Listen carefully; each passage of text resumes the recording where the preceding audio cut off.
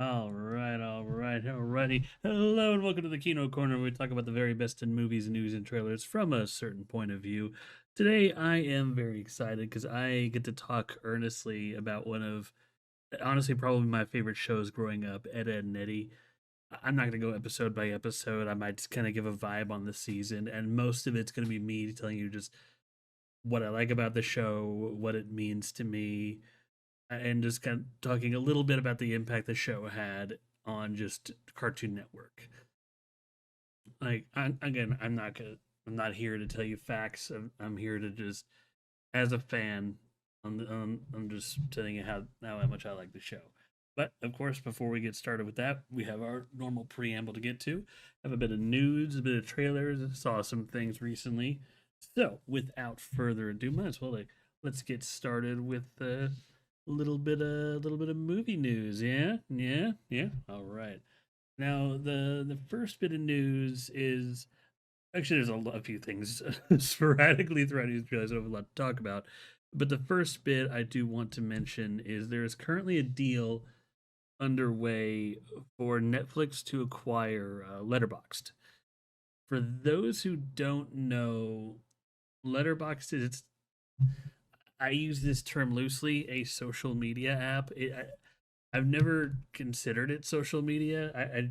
It's like Diet IMDb, but basically people can go on there and post their reviews of various movies, rate it, and it's has a full database of everything from Godzilla to just made for TV movies to new stuff, frequently updated. It's very easy, very simple to use.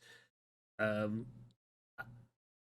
I technically have a Letterboxd account. I don't post a whole lot of reviews on it, though I may change that. But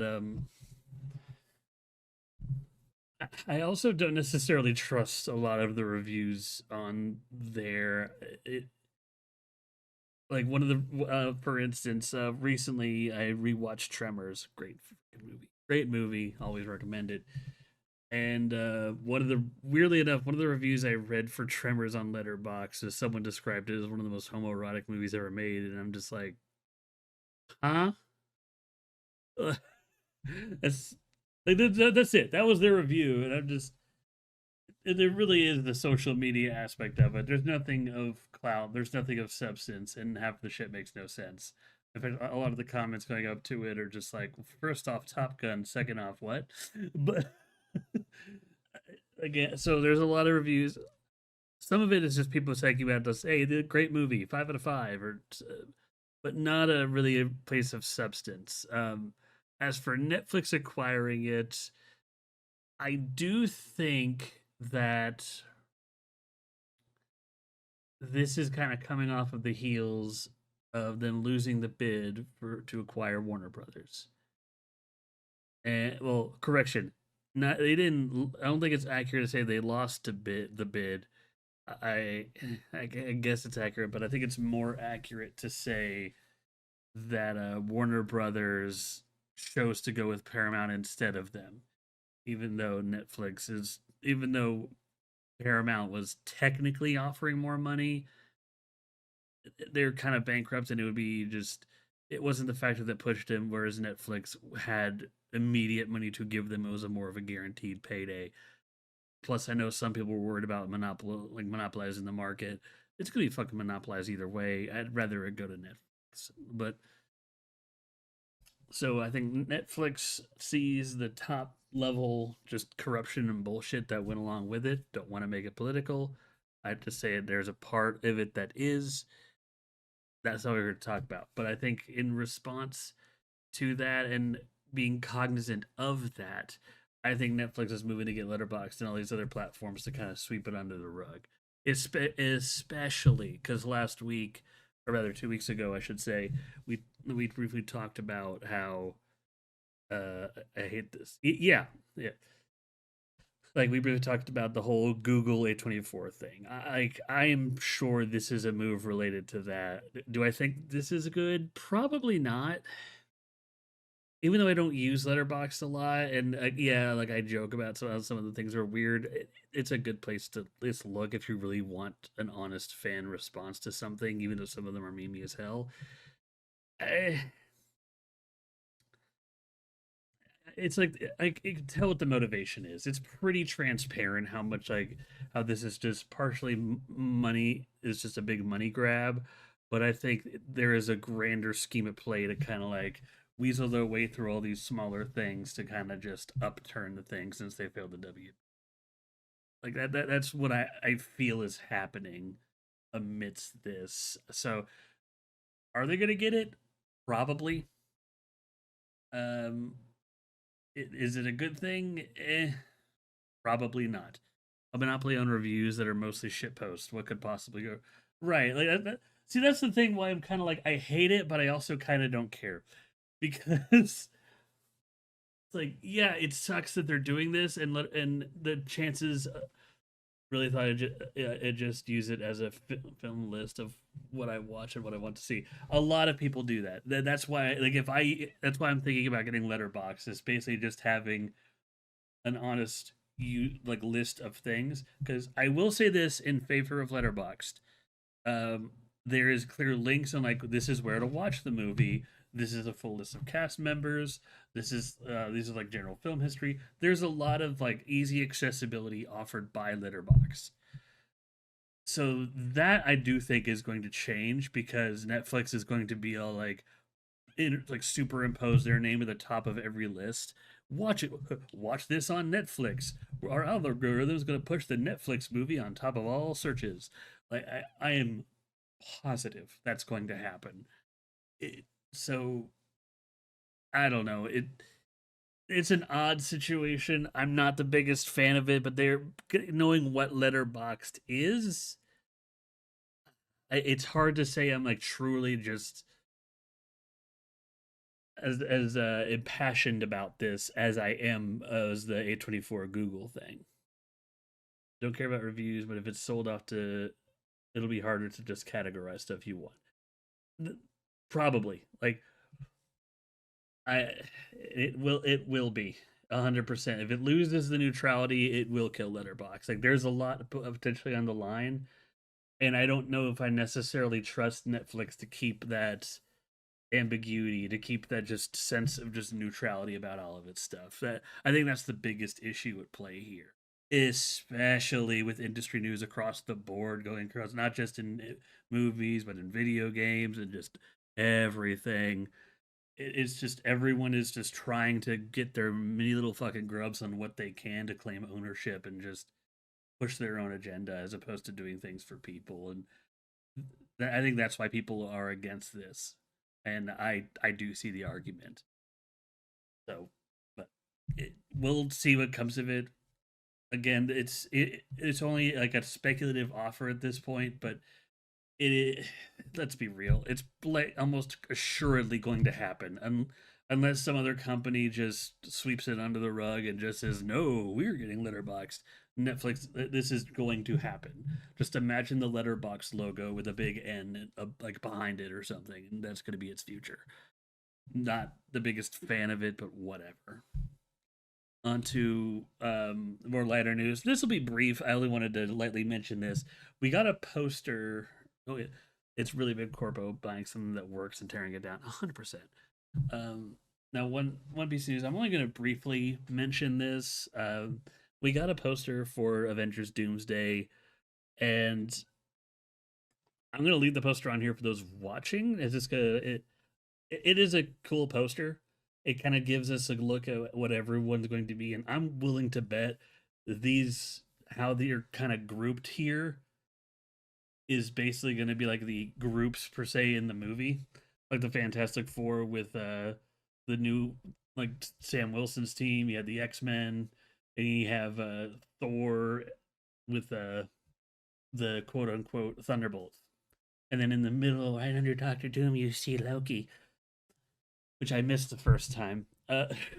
So that's a fine little poster. It also came along with the news that's been a kind of a confirmation that there will be a trailer at San Diego Comic Con. It's not an official confirmation, it's one of those industry, a lot of industry insiders are basically saying it. And if we're reading the room and the timing of everything, it seems to be the case that um, Hall H will show a trailer for Doomsday, and it will release to public on the launch weekend of Spider-Man No Way Home to basically show in front of Spider-Man No Way Home.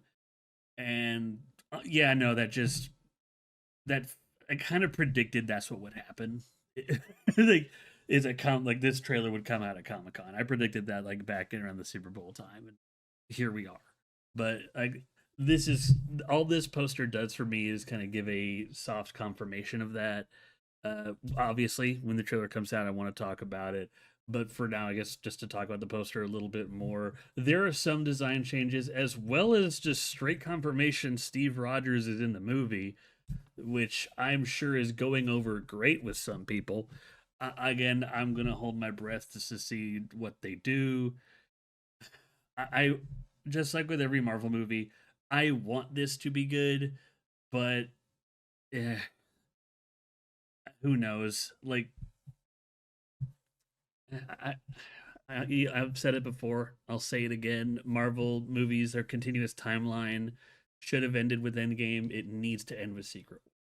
So all this movie needs to do is just be decent and be a perfect lead in to Secret War. That's all this movie really has to do to be good in my eyes. So, but time will tell. Time will tell. Now, next piece of news.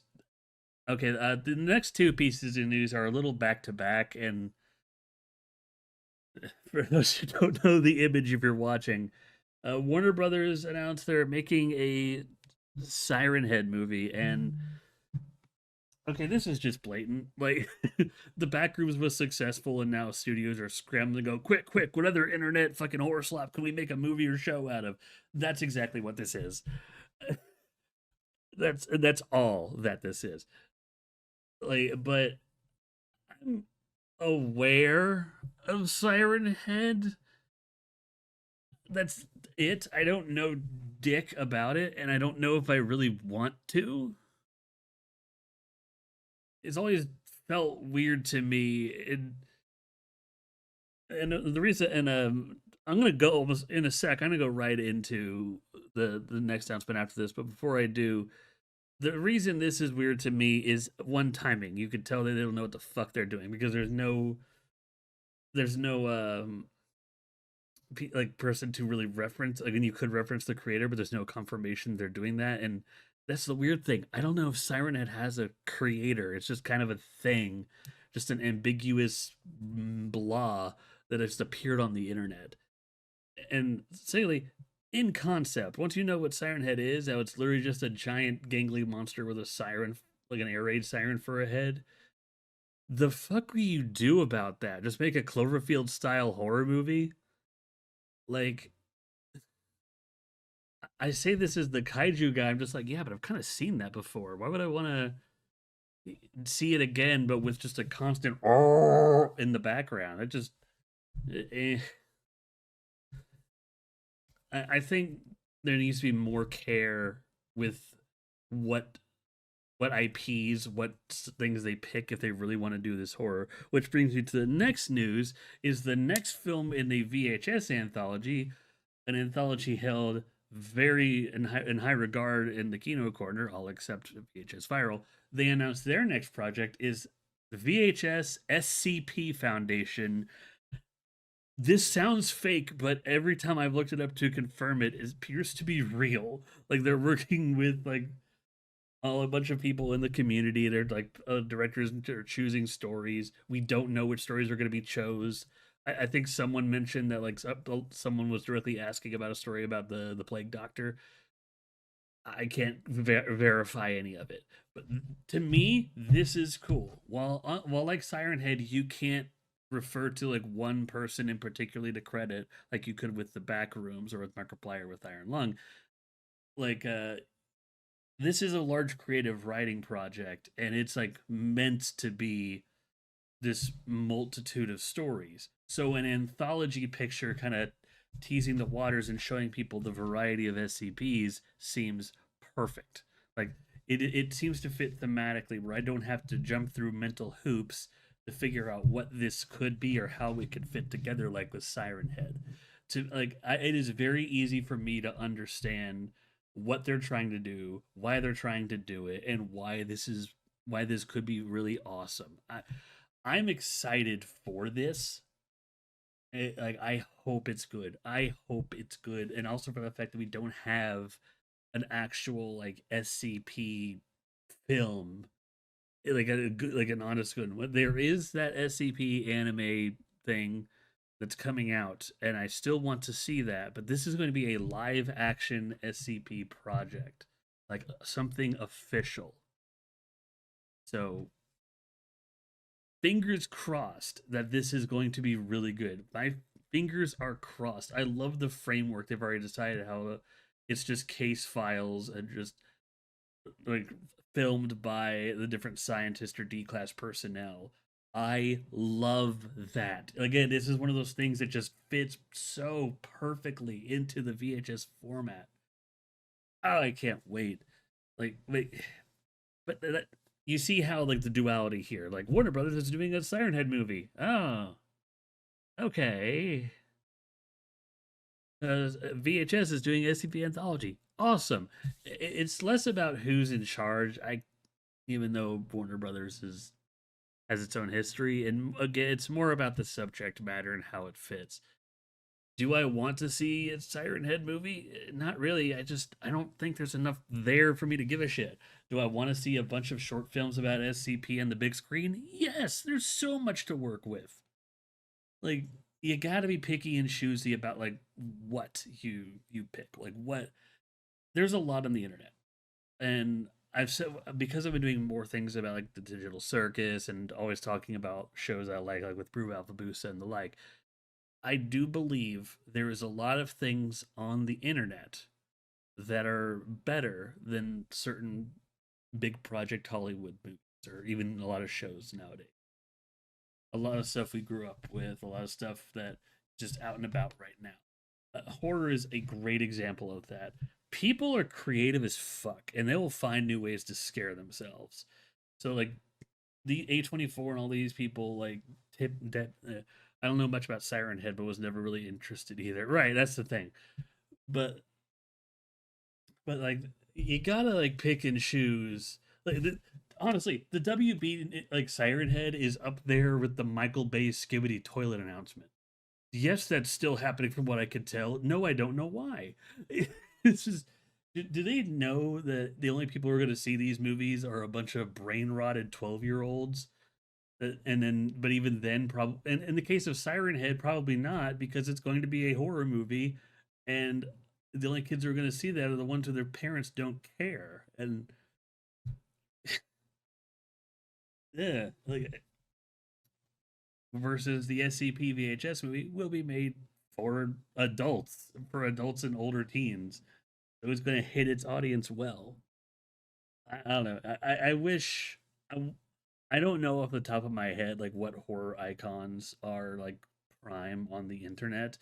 And hey, maybe I'm wrong. Maybe like under everything, Siren Head is this sleeper hit with just like movies and movies full of lore that I just don't know about.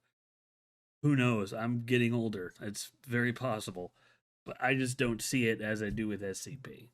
So, yeah, right now, the Siren Head movie announcement, whatever, SCP VHS movie, fucking A. I am hyped. With that, will bring us down to trailers because we had a few trailers, a few shorter, a few longer to ready to talk about a little bit. Here, before I do that, let me get a swig of water.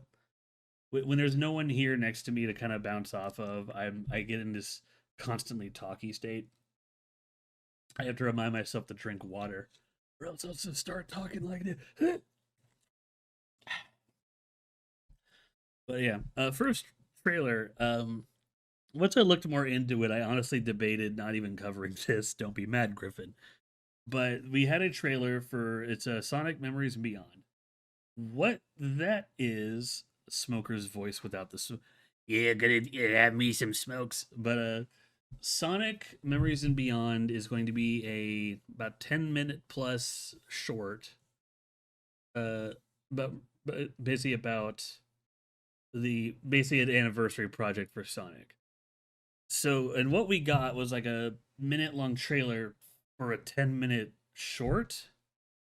So I like contemplated like my first thought was to like not include it at all. Then I thought, no, let's put it in the news section. But then technically there's a trailer, and it is worth talking about that there is something to look at here, something to grasp with the animation, and how they seem to kind of took the there is a little bit of inspiration with just how they move. At least from me, I could tell it's like a little bit of fan how they move from like Sonic Sad I Am. But the biggest majority inspiration is clearly like the early 2000s game or recent Sonic designs. Like this is how I think a lot of people, specifically Sonic the Hedgehog fans, view these characters in like their ideal state. This is kind of new, like a middle ground design. So I think that that's where they were going for in this everybody wins kind of thing, and I admire them for that. So, but I don't have a whole lot to say about this teaser because other than confirmation that we're getting a lot of characters here, we're getting Eggman, we're getting Metal Sonic, and there's likely going to be a lot of action involved to kind of give the fans what they want and show everyone that almost positive we're gonna see Supersonic. It's a 10-minute short, just about the all these all of them fighting Dr. Eggman and his robots. That's they cooked. Now imagine if Sonic 4 took notes. Well, don't say yeah, because the short ain't like I haven't watched the short unless the short's already out yet, and because all evidence points to no. But based off that little 10-minute trailer, it looks good. It does. I wish we were in a world where every like major franchise would do stuff like this. Fortunately, a lot of the franchises I like do stuff like this. Heck yeah, Godzilla. But I don't know. We'll get there. But yeah, I don't have a super lot to say about it. It looks good. Um, I think it's a cool little project for the anniversary. I hope Sonic fans love it. Okay, now trailers I have for things to talk about. So this is a trailer that I over 4th of July weekend I saw two movies. One of them in theaters, one of them with my folks.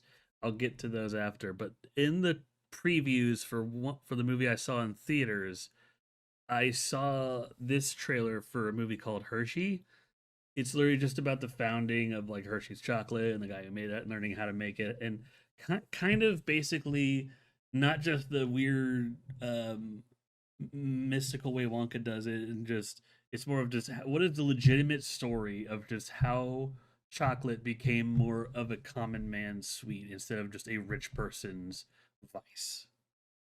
Like this is kind of like that official story. But and I was kind of digging it at first, but like there's it's hard to explain until you see the trailer. But there's little things they say and little things they do that I'm just sitting there thinking, is this supposed to be funny? Is it bad that I'm laughing at this? And like it's not like a clearly this is a movie that the tone is going to be similar to something like Marty Supreme, or again the movie I watched, or some of the more like serious documentary film. Clearly that's the tone they're going for. Going to be a few laughs, a lot of drama, some serious moments, but when they drop some like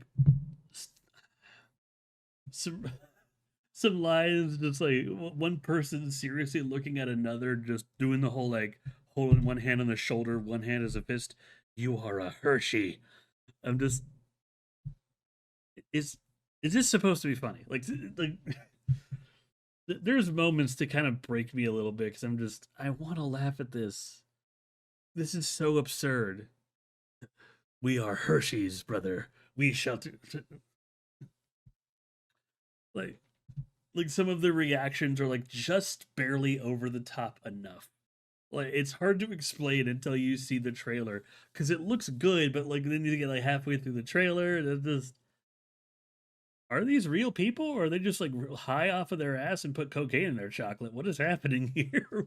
Which is probably true, but I don't know. It does look good, but man, this trailer. I had to bring this up because the scene of just like "you're a Hershey" made me almost like laugh out loud in the theater, and I felt bad.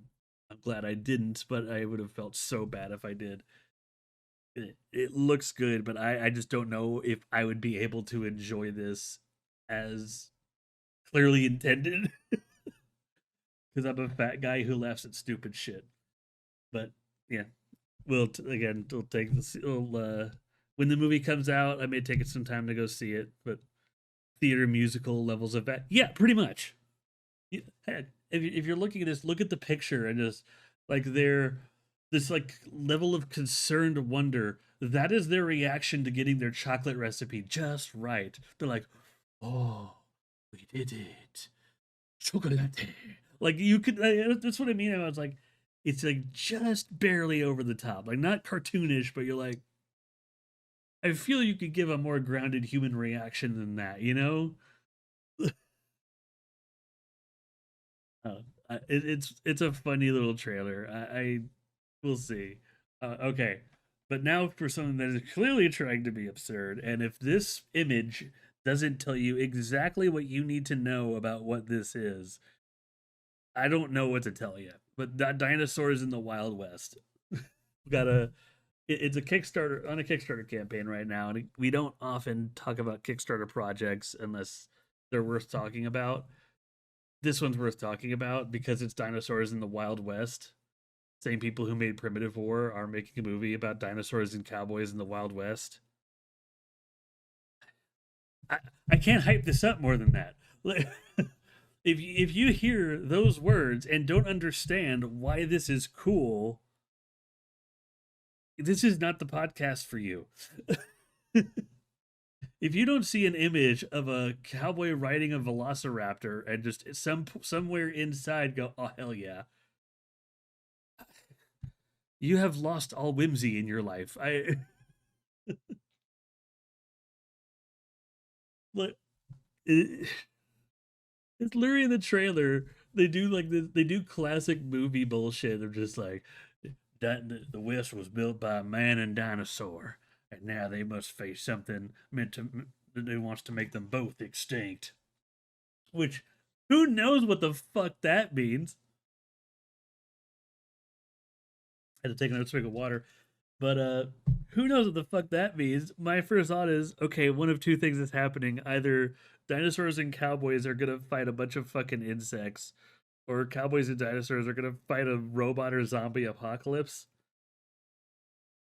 I'm in. I don't. That line has been sticking with me from the trailer, and I don't know what to think of it.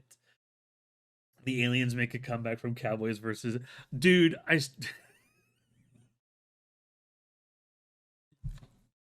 But that's what I'm saying. It could go any of those places, and I'd be fine with it because it's a one of the shots is a cowboy riding a T-Rex. One of the shots is like some like Calamity Jane looking cowgirl riding a Quetzalcoatlus. Like this is clearly not a movie trying to win an Oscar or get like best actor. This is clearly a movie that you're just supposed to sit down with a bucket of popcorn, a soda, and go, "Oh hell yeah, let's fucking go."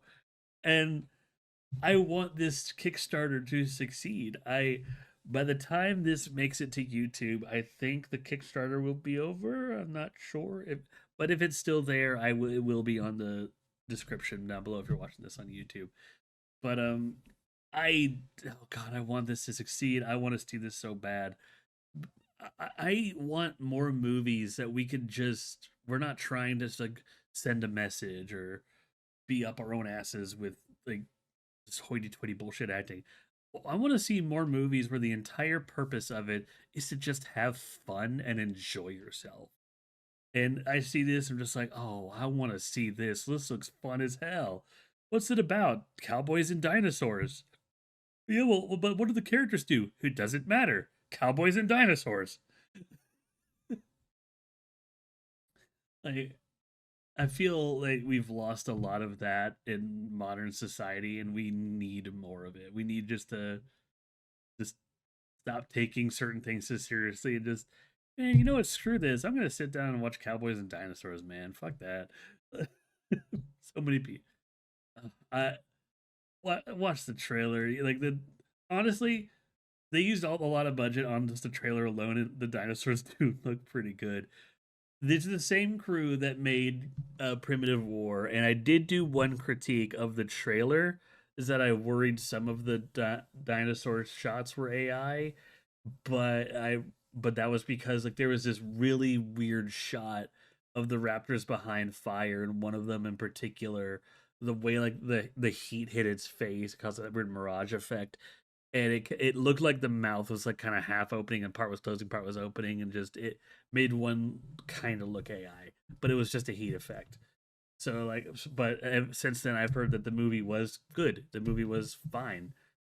Like, and so mm, I this movie doesn't have to be a freaking masterpiece. It just give me cowboys on dinosaurs and make me smile. That's not a high bar. The the trailer looks exactly like that because you get that old timey just the Wild West wasn't founded by me. Like it was like some Mayor West, Sam Elliott type voice. You know the voice. I don't think they got Sam Elliott, but they got someone that has that style of voice. But, this film looks fun as hell. Support the Kickstarter if you can, but uh, I can't wait for a chance to see this. All right. Mm. Other end of the spectrum here. Okay. There's a movie trailer for an animated Illumination movie called Not Alone. Before I talk about this, I should give my general thoughts on Illumination Studios. I think that they're very capable of making good movies, like very capable. I like the Mario Galaxy movie or Mario Galaxy movies. I know they're not the best things ever. I like them because they're fun. I like the Sing movies, and I really like the first Despicable Me movie. I think they have it in them to do not such a timeless classic, but I think they could do some pretty good quality movies. I just think what's kind of hurt them over the years, and I wish it would start hurting their wallet. But what's hurt their films in terms of quality over the years is their need to focus on mascot bullshit, like the minions and everything else, and try to make everything this stupid, mindless Zoomer comedy bullshit fest. And this trailer is evidence of that. I hate this trailer. Well, correction, I hate part of this trailer, but this little part ruined the whole thing. The first, like, two-thirds of this trailer, it focuses on these two characters, the guy and the girl, working in this different departments of this NASA style institute. We're going into space, they pass each other, and the film does, or the trailer does this thing where it goes through like time lapses. Like you think that this is going to be their movie of them just kind of learning to kind of like love each other. Maybe one of them has to go out to space, and it's going to be just like a very like kind of real uh animated movie. And just like okay, good. Like which is something we could do. Like think like Inside Out or like things like that. But immediately, whenever like they're watching something fall from space, we learn what they're doing. How it's like some apocalypse event. My thought is, oh man, so it's like two people coming together at the apocalypse, and maybe shit goes wrong, and hell, and then they just zoom in on the meteor, and it's a ship with tiny aliens just zip into the galaxy, losing control, and then they crash, and they find their way to the dude's house, and they threaten him, and that's where the trailer ends, and just it turned me off from the movie so well. I was like, man, and I think it's framing because a lot of this trailer was framed in a way that it was going to be focused on these two. Yeah, like yeah, so you blew it. A lot of this trailer like really framed it, and I don't. I think this is a bad trailer for that. A lot of this trailer framed it in such a way that it tricked the audience into thinking it was going to be about these two characters, and like these two characters in this awful situation learn to come together, which is something that can happen. Not every kids film needs a little tiny cutesy character. Which, by the way, the alien designs suck. Here, just ask a 5-year-old to draw an oval and think of it with its like kind of a skew shape, and that is one of the aliens. Add stick arms and legs. That is one of the. I am dead serious. They're not creative alien designs. They kind of suck. They're gonna be forgotten. Talk like a lot of people don't like the minions. Like their designs are simple, but they're memorable. These alien designs just suck. Like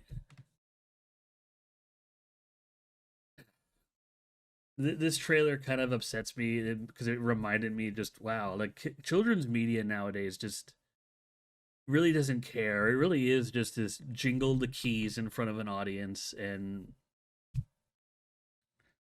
just let it go. And it made me sad, but made me remember the good times. I'm already trying to push and like talk about the main topic, but yeah. But no, not alone. I recommend watching the trailer because I think the trailer perfectly encapsulates how I feel about Illumination. It's like, wow, I get you have something here. You have the potential to make something really, really good.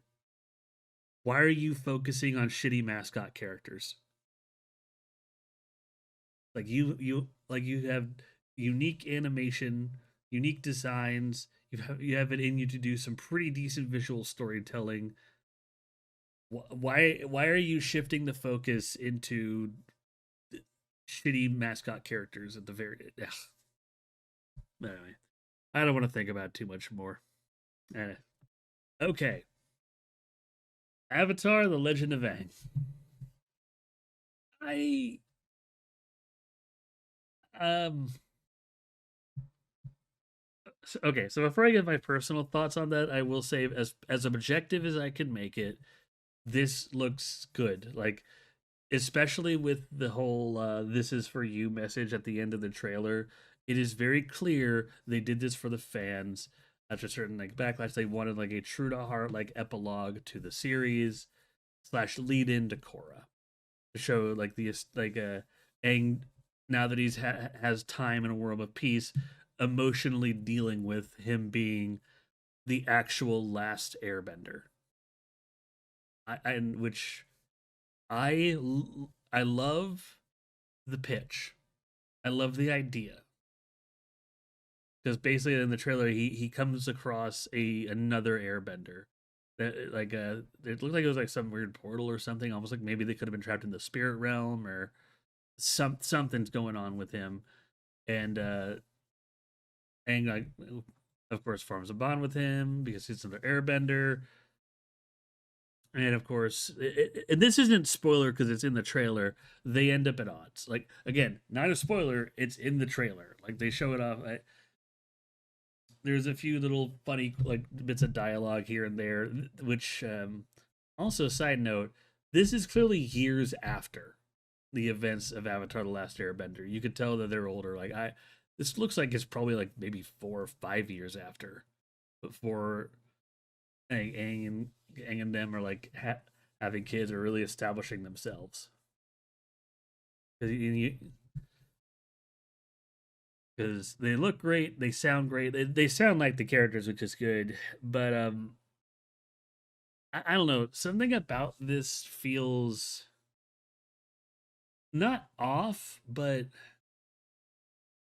I didn't leave this trailer like super like edge of my seat excited like yes I can't wait to watch more Avatar: Last Airbender. And I love Avatar. Okay, I haven't seen Korra. I love the first 3 seasons of Avatar: Last Airbender. I've been watching little bits of the Netflix show. It's better than the M. Night Shyamalan live action, but that's a low bar. It's not perfect, but it's fine. Like I am generally excited for the next Avatar show because I like this is a show that consistently makes me feel just happy and looking forward to what's next. And this I don't know if it's the trailer. I don't know if it's the timing. If it's something about this, it I watched this trailer and I don't feel that urge to go see it, if that makes sense. Like I guess I kind of want to see it, but like, eh. And it feels. I'm almost ashamed to say that because when I look at this as objective as I can, when I remove any amount of bias and I feel about the show, when I focus on like the animation quality, the voice acting, it looks phenomenal. It looks good. Like this looks like something that's gonna just sweep the charts and have this high quality. Heck, just like look at the picture. Like if all of the characters, you could tell exactly who everyone is, and it's like a natural like grow up of all of these characters. Shrek 5. But I don't know. There's something about it, and maybe it's just they revealed a lot of the plot, so it. I'm not sure if I'm going to get any surprises. Saying it out loud, that might be a big factor. Is we know what happens in Legend of Korra and just what their ultimate fate is. So it feels in this one the stakes are low. So like, I just I don't have I don't have an immediate urge to go see this, and that coupled with the "this is for you" message at the end of the trailer, it's like maybe it also comes with this knowledge that this is just the studios trying to curry favor and give fans what they want. Eh, So, but I don't know. It looks good. I'm just, and I'm sure a lot of people are excited. It feels like it'll just be one long filler up. But yes, that's what it is. It feels like it's just gonna be one long filler episode. I'm not against that. It's just I'm not chomping at the bit to see it. Is all. Like there's a part of me that wants to see it because it doesn't look bad. It just it feels weird to say. The trailer for the recent Netflix's live action Avatar got me more hyped than this trailer. That feels blasphemous to say, but just the novelty of trying to recreate those scenes in live action and having them don't look awful, Shyamalan, got more of just a okay, all right, let's fucking do this. That got more of a reaction out of me than this. Honestly, like the one part of this trailer that really had me kind of, I like what I see here. It is just when that airbender they discover is kind of laying unconscious. I was trying to get a feel like, huh? I feel like he's hot. Is he hot? And and Katara don't know how to answer that. Sokka's just like, what do you mean? Is he hot? What kind of question is that? And Zuko just goes, yeah, hey, he's kind of hot. What? You could tell in the bone structure. Like the writers know what they're doing. They know exactly what these characters would do. Like how they're dynamic to each other. Like I I don't doubt the quality that's going to hit me with this movie. That's why I don't want to come across as sounding like that. I'm just bashing the hell out of this. This looks good. I just wish the circumstances around it and just maybe the timing and just what they're clearly trying to do within the story was structured in a way that got me more excited than I am. Because I just watched the trailer and just get, huh, neat.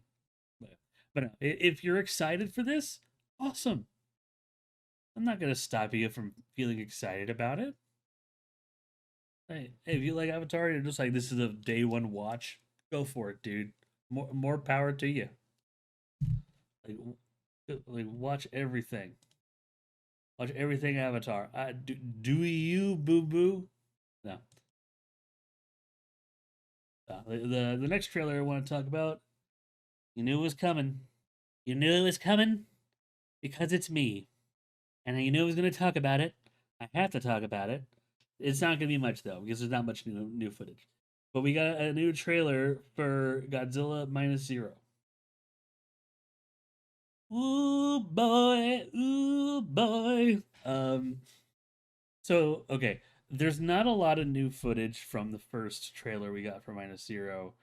This is more of a teaser, and this is another one I contemplated putting just the news because like it's less about there's some new footage I want to talk about, but more I want to just touch on fan reaction to it and this poster that kind of released with it and what people are assuming about the movie. So first and foremost, new footage in the trailer. It kind of shows a few more shots of Genza like after the first attack. It shows that a lot of the characters are returning. We get to see them in this movie. Um, it shows a new character, like talking about how Godzilla theoretically can survive a thermonuclear bomb, and then immediately cuts to them dropping a thermonuclear bomb. Nothing can go wrong. So, and then of course you have the doctor from the first one talk like mentioning just another line humanity was not meant to cross, like, and and then him being punched by his good friend here. But this teaser gives me the impression that the this film is just going to be about human treatment after the war, like how we dealt with humans and the world after the war, like in a time of peace, be like how we dealt with the people, how we dealt with things like the fallout, like what do we do with these people at that time, what do we do with all of the rubble and all the radiation and everything, because this is 2 years after. And one speculation people have made that I actually think they might be onto something with this. Amongst all the theories, this is one speculation I think people are onto, is that there's going to be another substantial time skip in this movie, just like the first one, how there's like a few months showing, like I think even like a year or two of them raising the girl. I think this one's going to start 2 years after the attack, and then maybe have another jump, like another like year or two after that. There's like some weird context clues that of all these shots that maybe things don't quite happen back to back. So again, the one theory I could buy into is just okay, I can see where you're coming from. Is there being another time skip within this movie like the first one? That's the only one that I'm going to put any amount of stake in. Um, but the this tone just it, it I don't want to say this is bad. It feels like a true continuation of the first one, and then like, because who knows how these characters are going to react when Godzilla comes back and he doesn't live, which leads to the discussion about there being another monster. So it's not confirmed by anybody, no matter what anyone wants to say, but a lot of Godzilla fans are speculating that there's going to be a second monster in this. The big evidence is every time Godzilla has a standalone film, the next film in the timeline is him with another monster. Having two back to back Godzilla standalone films would be an oddity and very unique to this series. I think that's very possible. Um, I think that there is a good chance there will be a second monster in this as well. And it's not because it's a historical thing. I think this trailer kind of gave me the biggest hint, just the whole they're playing God kind of thing. As for what monster it is, there's a lot of. I've said this before that a lot of people don't who they don't want and who they do want. The big front runner on everyone's mind is Ghidorah, and one the two hints to me are so fucking tinfoil hat bullshit. Like they released a poster where it shows Godzilla looking up at something and there's like lightning in the background and people are just like, that means Ghidorah. And I'm just like, no, that means he's in a storm. I mean, they made a big deal about the bomb. He could be looking up at the bomb they're about to drop on him. Saying. But the other thing is like there's an emphasis on like gravity and gravity doing weird things and just like, oh, gravity beams. And of course, the last one is the title, -0 sounds like Monster Zero. Just like, eh. Do I not want it to be Ghidorah? I couldn't care less. Like it could be Ghidorah, it could be uh, fucking Anguirus. I don't care. As long as it makes sense in the story. That's what I care about. There's a lot of Godzilla monsters to pull from. If I were to make a guess on like which one it's going to be, based strictly off of the themes in the story and just popularity of Godzilla,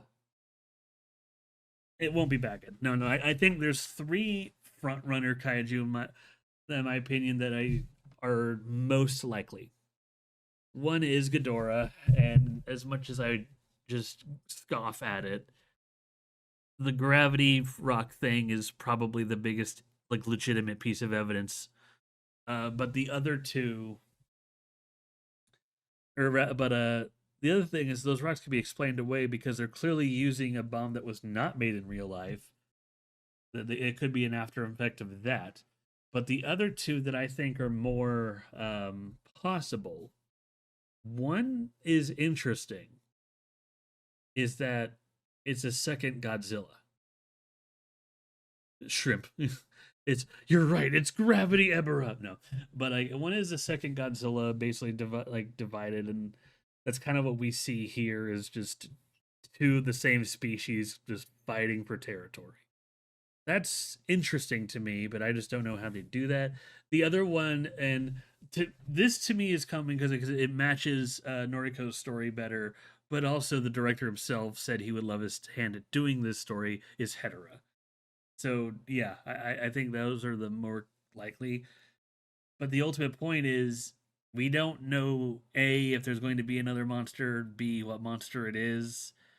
And we're probably gonna learn in a few weeks anyway. This whole new trailer was just a teaser. And Godzilla's gonna have a presence at San Diego Comic Con. So there's a good chance we're gonna get an actual like full trailer a few months before it comes out. Like not guaranteed, but yeah.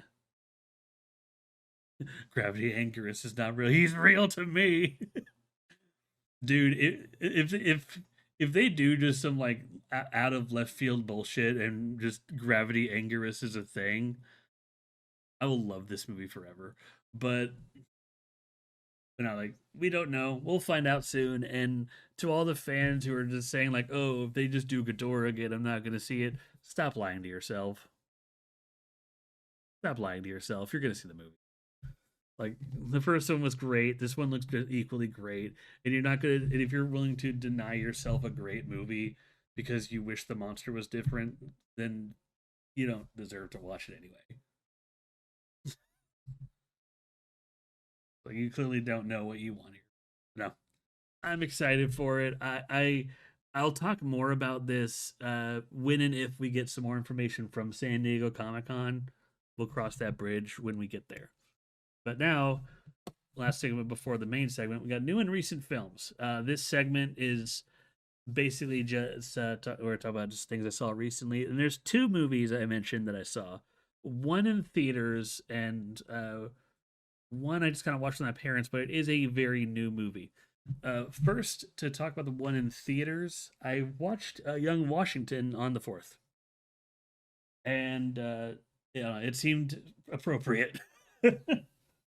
It's saw it with a friend of mine. It seemed like an appropriate watch, and I can tell you right now, it is a very good movie. It takes a lot of care to show that George Washington in his younger years was a fallible human being. Like he made a lot of mistakes. And that should be something people are aware of. This is not George Washington crossing the Delaware and leading the revolution. This is before that. This is George Washington establishing his name and actually fighting to be a member of the Queen's Army. Like just kind of trying to like earn his place. So there's a lot of like social commentary about that, and actually a lot of parallels to modern stuff. But the movie does really great care to not be this America first to paint George Washington as this uber badass. It rather it shows the good and the ill of every like social situation. Like who funds the war, who owns these people, like all these marriage contracts, and who has social standing where. How far can you actually get by being a good person? It does really good at that. I do think for the most part it's a good movie, but there's one scene that kind of it didn't ruin the movie for me, but it took me out of it a little bit because like I was enjoying it for like 90% of this, like the first like 99% of this movie I greatly enjoyed. I think this is already I think this is going to get nominated for like something at the Oscars. Maybe best actor. Oh my god, George played well. But basically in the last scene, um there's this battle with the base basically the George Washington, the his colonial militia, and a bunch of members of the Queen's forces are basically fighting this united front of the French and the Native Americans, which apparently is a battle that wasn't one of a lot of battles that, while not famously recorded, happened a lot. So there is historical precedent. Yeah, precedent. But this and in this battle, he basically gets to strut his leadership stuff, and like he basically learns about like why did they win this battle? Why do we need to be how could we change our tactics here? How can I rally these people around me? He basically learns all this stuff throughout the movie, and it culminates to that. It really is a well framed like finale, but like instead of being more of just posing himself as a leader and being on the firing line with the crew, which is really what is established, he goes John Wick on the French, and and that's like the one moment he does that where you just it's like historically accurate, well done movie, but for like a short like minute, America, like that's what it is, because there's like all right, and then George Washington just excuse me, I'm taking a swig of water. And George Washington rides his horse on its side, riding through gunfire. He pulls out a musket and a flintlock, 'cause he could dual wield like a boss. And then he rushes in the cannon fire, screaming at the top of his lungs. Like, America.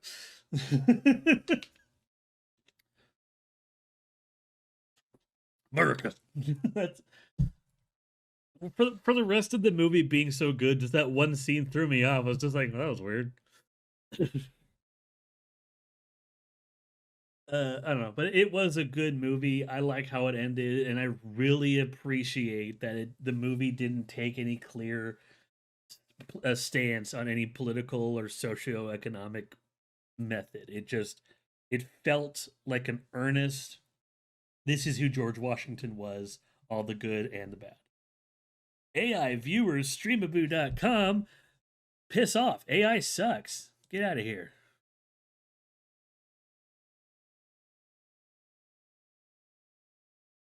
Yeah, leave that on stream because that's my stance on AI right now. But yeah, that was a good movie. The other movie I saw, I actually watched on the same day, but I watched that with my parents when I was hanging out with them.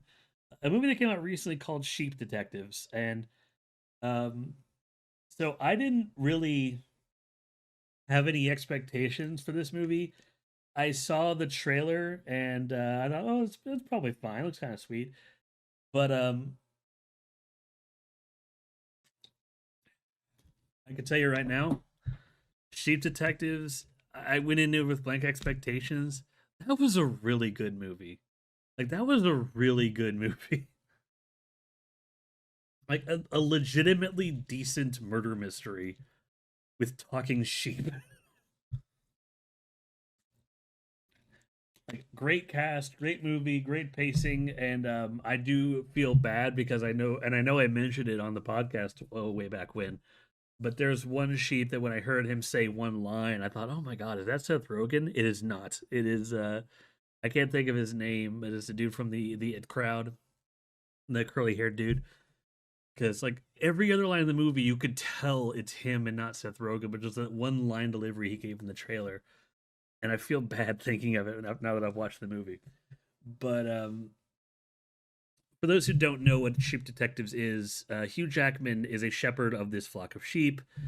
He takes care of them every day, and every night he basically reads them a different story. Maybe just checking out things from a local library, just learning about new things here and there. But the most common thing he reads to his flock are murder mysteries, and they love them. Like one of the sheep is the self-proclaimed smartest sheep in the world, and they all think that because every time he reads the book, she kind of figures out who did it, and she's always right. But for some reason or another, like the shepherd comes is discovered dead, and this part's all in the trailer. I'm not spoiling anything by saying this, but the sheep have to find a way to communicate to the police officers who do slowly discover things like that it was a murder, but kind of in their own way help discover who the murderer was. So you kind of get everything off of two fronts here, because you get the detective who honestly is not a bumbling moron.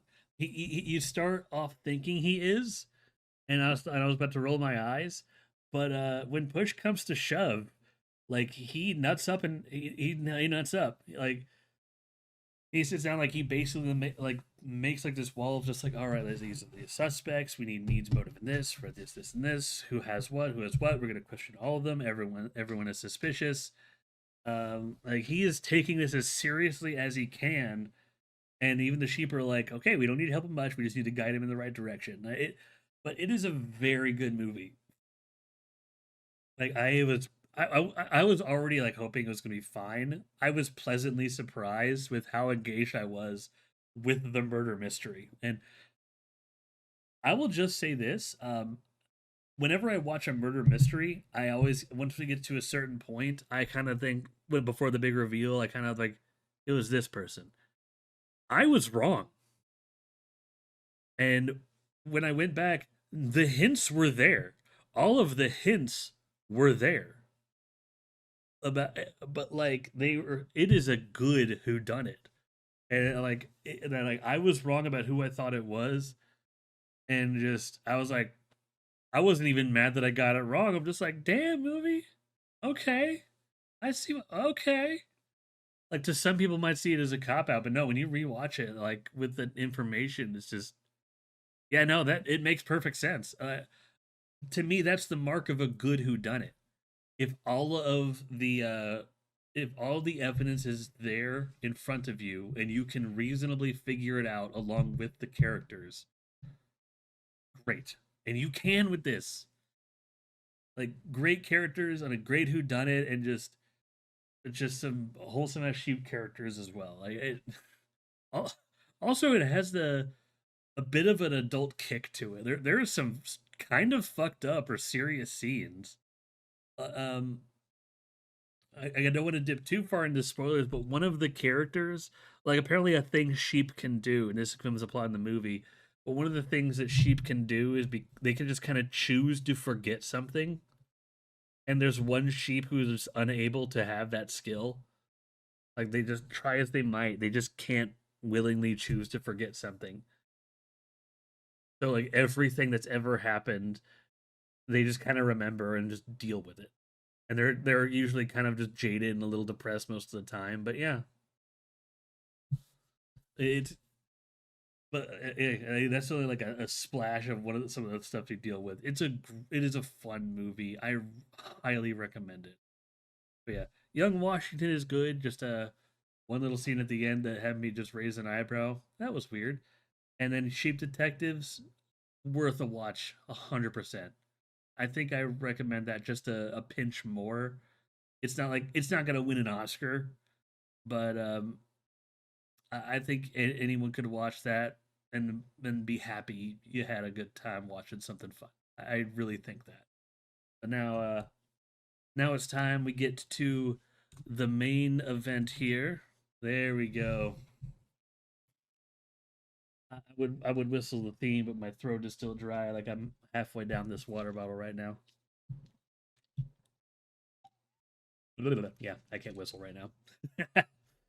So, Ed and Eddy is a show on Cartoon Network. It aired in 1999. Ran for technically 6 seasons, but season 6 only has one episode. Yeah, so I'm gonna say 5 seasons and 3.5 specials. Probably more accurate. And of course, a movie. It is. It has held the title for longest running Cartoon Network show for a while until Teen Titans Go took the throne. They can keep it. Ed and Eddie is still better, but no, I've mentioned it before when I did the Cartoon Network episode, and just in passing in other bits of the podcast. But Ed and Eddie is my favorite show on Cartoon Network. Asterisk, put that little asterisk on there. And a lot of that is because not just the comedy, because it really tapped into my level, like my specific sense of humor. But when I look back on it, there's a lot of things it does in the long term that really informed like how I view certain media, and like it adheres to a lore more than you would think. If you like that Ed and Eddie, like rewatch the show. Probably the biggest example of this is in episode 1. Uh, as a prank, Eddie just swaps a few of like the labels around on his bed, like the bed, the toilet, the slippers, all that stuff. Because Ed Double D like labels everything because he's a neat freak. The rest of the show, whenever they go to Double D's room, and it's not just the same matte painting, there's different shots, but they go out of their way to show that label that labels his bed as toilet is still there.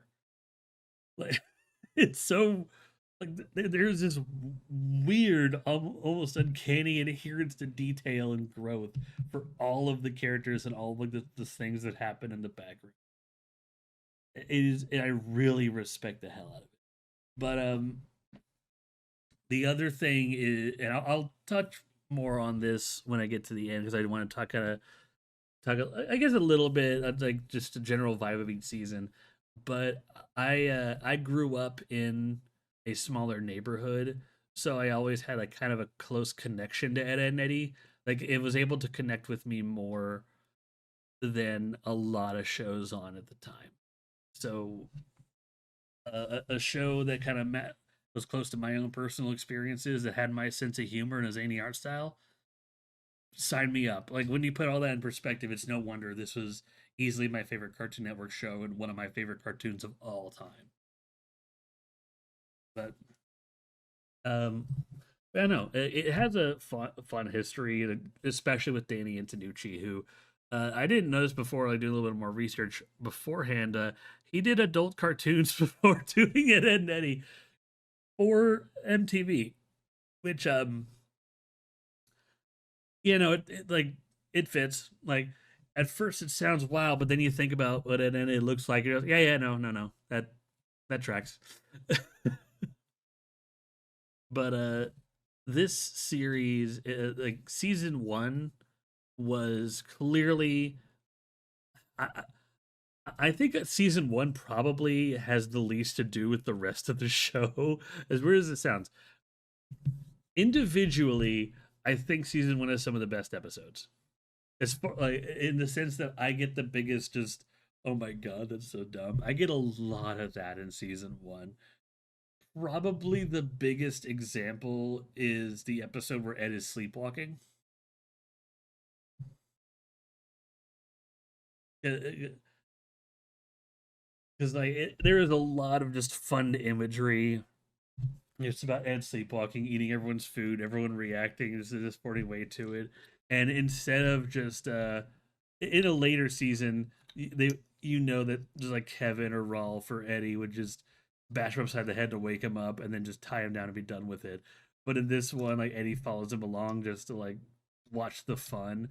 Double D tries to stop him, kind of adult. And he keeps trying to tie down Double D, and for some reason, no one wakes up, and those who do are just scared away or beaten away by Ed in his sleep, forced to just in a whole bunch of just absurd events.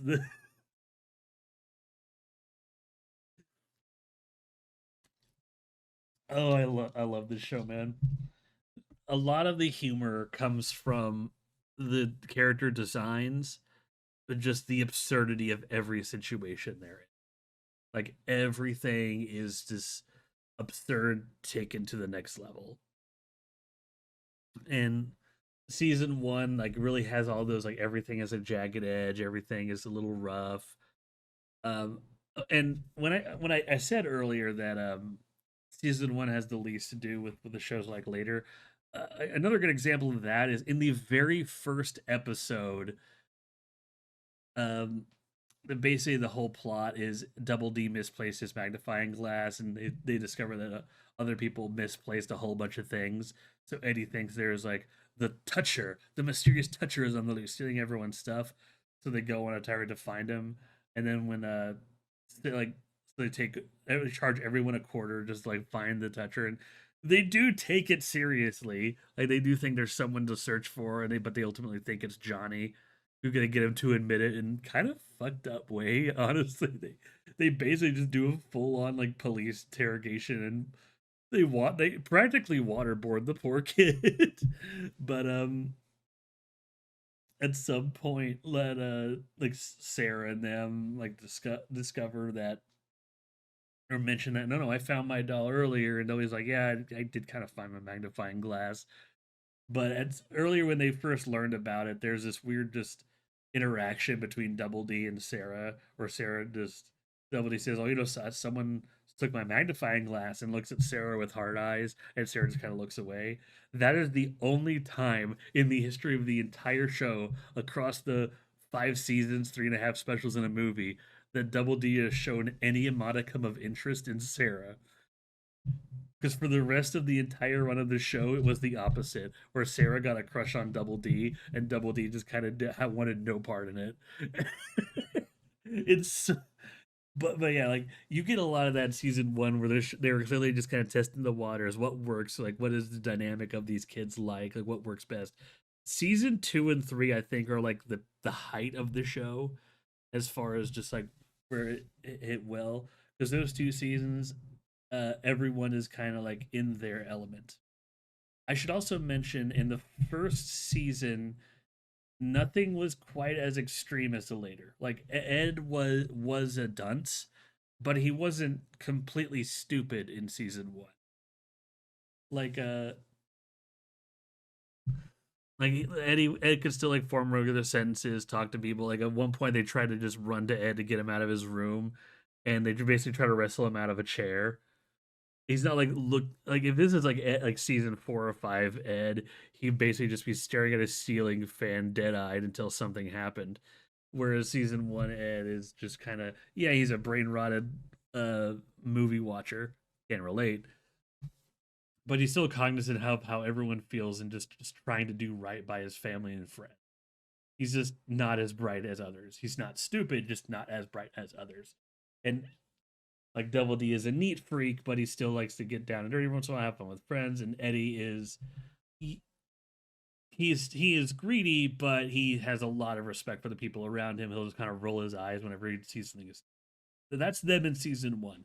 Season two on, they decide to like what I just described. They decide to make that their character journey and just amplify their extremities, basically,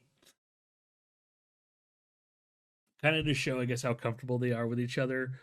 Because, but so that's the season where Ed kind of really starts being the Ed we're familiar with.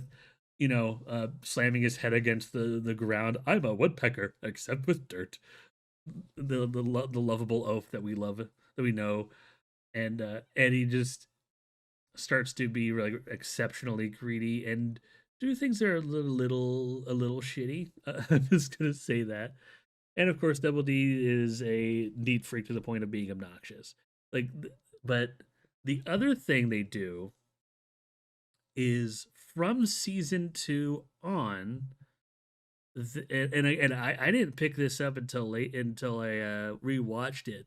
But from season two on, there's like consistent character growth in the Eds, and I think season four is what really takes like brings it home to me, because well, season 4 in the movie, but I'll talk about the movie here in a bit.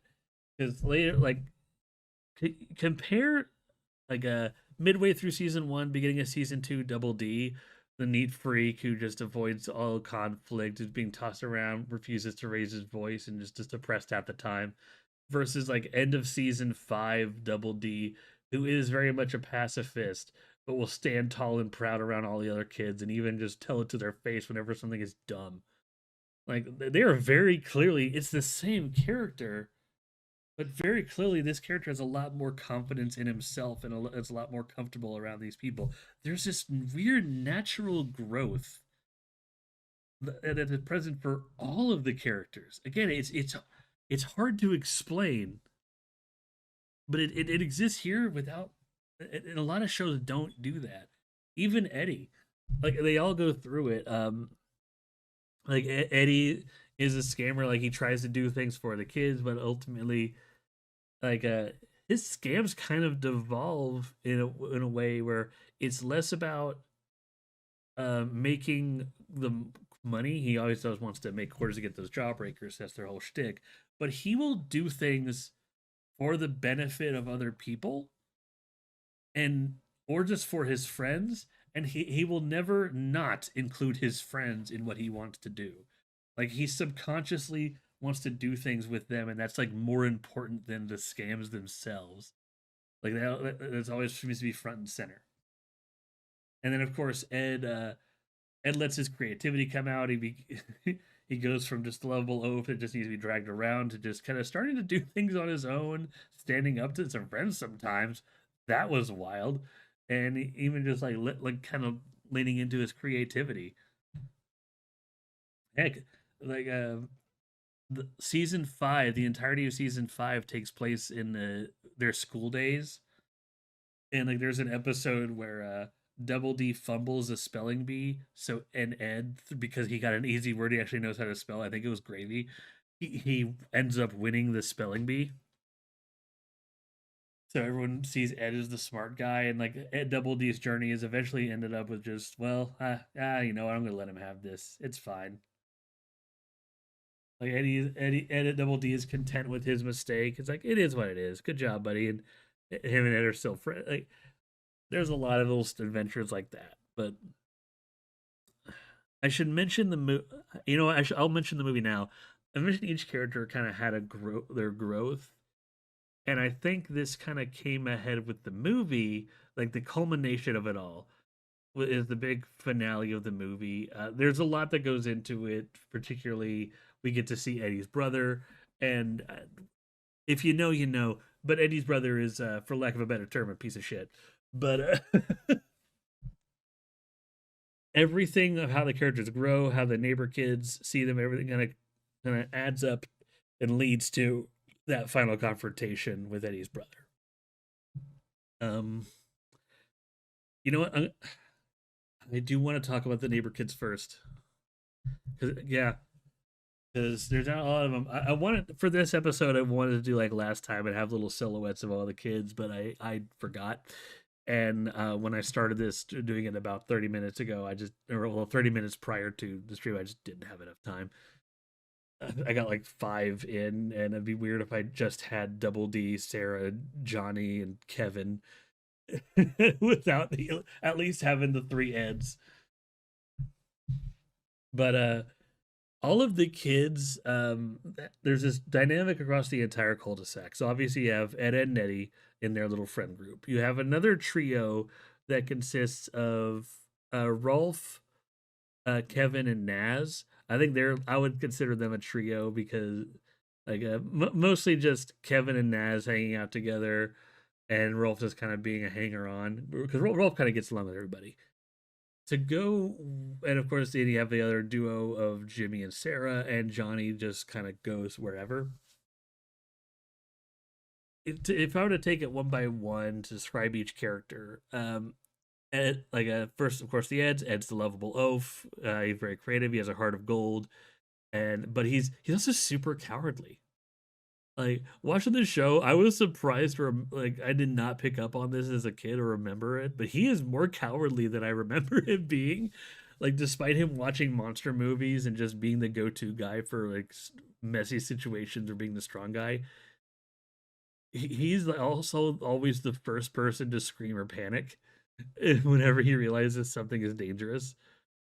Uh, Double D is, of course, a neat freak with parental issues that kind of found a surrogate family with his friend group. So that's why he like let people lead him on for so long, but ultimately decided to just stand up on his own 2 feet. But more than anything, yeah, he's a neat freak. He is extremely smart, a little obnoxious, but also good natured. Uh, Eddie is greedy, and yeah, greedy is probably the best word to describe him. Like, he's not Mr. Krabs greedy, but he's really greedy, like really greedy. He's also extremely stubborn and socially inept. He doesn't fully understand how to do anything, despite really valuing the friendships he has. He doesn't understand like certain social cues and what works in popular circles. It's also why it's kind of like a social pariah of sorts. But the ends kind of see past it. And, Kevin, a lot of people would describe him as the bully. I don't.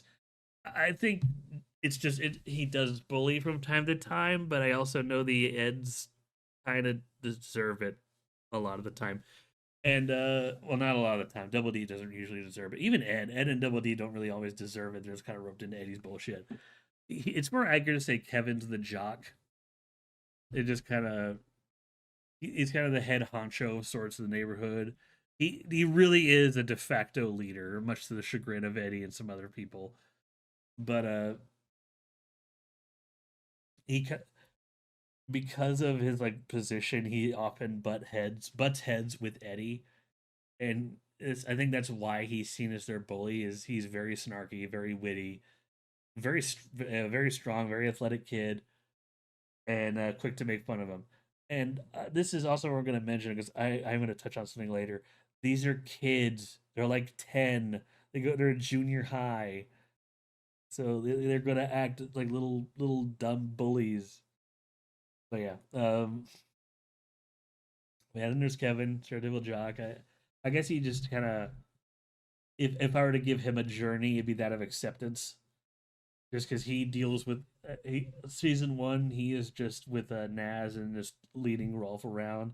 Whereas in the later seasons, people do things around him he doesn't understand, he just kind of shrugs and moves on. He even ends up asking like Double D for help in something. He works with like Johnny and Sarah sometimes.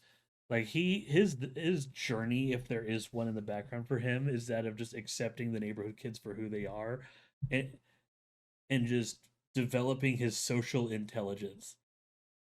Like, again, in the background, there's this character journey that all of them that I'm just like, this show.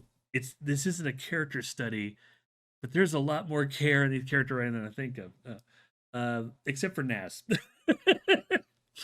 Naz starts out as just like the aloof girly girl, and that doesn't really change. She tries to get along with everybody, but she has, if you manage to push her, she will fight, but she's not exactly capable because she's also first and foremost the get along with everybody, everyone's kind of cool, what's up, bro, kind of person.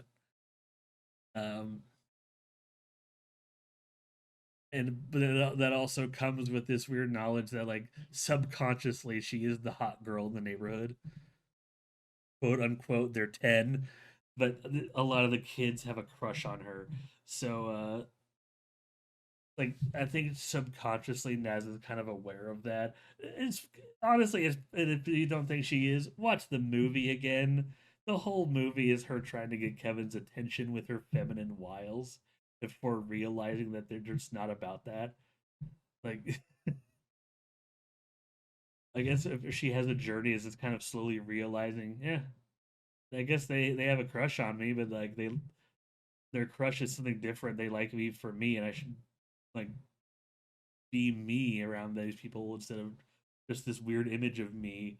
It's not as prominent as Kevin or any of the other kids. Definitely not the Eds, but it's there. Probably the weakest. Um, Johnny doesn't change, but I mean that in a good way. Johnny's whole growth is, I guess, I think if he has a journey, it's that of self acceptance because he's the weird kid, and he's and if this movie or if this show, if this whole series of like movie like, had like a villain, I know some people would point to Sarah. I'd say no. Sarah's kind of a little brat, but she's not a villain. I'd say Jimmy or Johnny fit that role better, especially with some of the stuff they do in later episodes. Oh my gosh, Jimmy! But Johnny's whole thing is he's also a social outcast, but unlike Eddie, he is a more socially intelligent and is willing to just kind of go with the crowd and just hang out with people and listen to people every once in a while. The problem is he doesn't actually listen, and he, he just says things and does things that are weird and dumb and people think are weird and dumb, but he doesn't, so he just kind of keeps doing it. But then this created this weird loop in his head where people are just, well, people accept me for me, and he just keeps taking it farther and farther, and no one's comfortable enough to tell him to stop, and he kind of becomes worse, and that culminates in the movie because whenever the big thing happens in the movie, Johnny just like thinks, well, clearly I have to do this. I'm gonna go. I'm not gonna look at any more details. The Eds are clearly in the wrong here. I gotta beat him up. And when he arrives on the scene, he doesn't look at the full context of the situation. He is incapable of reading the room. He ends up trying to beat up the Eds, and all the other kids are like, "No, hold on a second, dumbass." So yeah, can't wait for them to turn that into a horror movie. What, Plank? Like the story of Plank and Johnny. God, we already have horror movies about like Popeye and all this stuff. I don't want a public domain horror movie about the Ed, Ed and Eddy like neighborhood. Please no, because Johnny and Plank would be the killer, and it'd be like like a Batman Scarface thing where Plank is the mastermind, because we all know Plank is his own character. But then we got Jimmy and Sarah. I think it's best to talk to them. Jimmy's like Sarah's journey, I guess, is Sarah doesn't really have a journey. It's just like accepting the Eds and just being less controlling of Jimmy, and just like letting people do their own thing because she is a brat. And like whenever like she's having, it's like everyone else is doing their own thing without her control, even though she's the youngest and she's learned that not everything revolves around her. And Jimmy, like Double D, needs to learn to just have confidence in what he's doing and what he's saying. But unlike Double D, who has like the social friend group, he's had to learn a lot of it from the people around him, and in like small doses instead of having a perfectly good support system. Sarah, so it was more difficult for him, and also he came out kind of kind of a villain. It's like seriously, rewatch the. I don't think like Jimmy is a full on serial killer, but there are some episodes that are just remind me, dude, you're kind of a bitch. Like, do not cross Jimmy because like just he will escalate. Like the friendship day two-parter episode.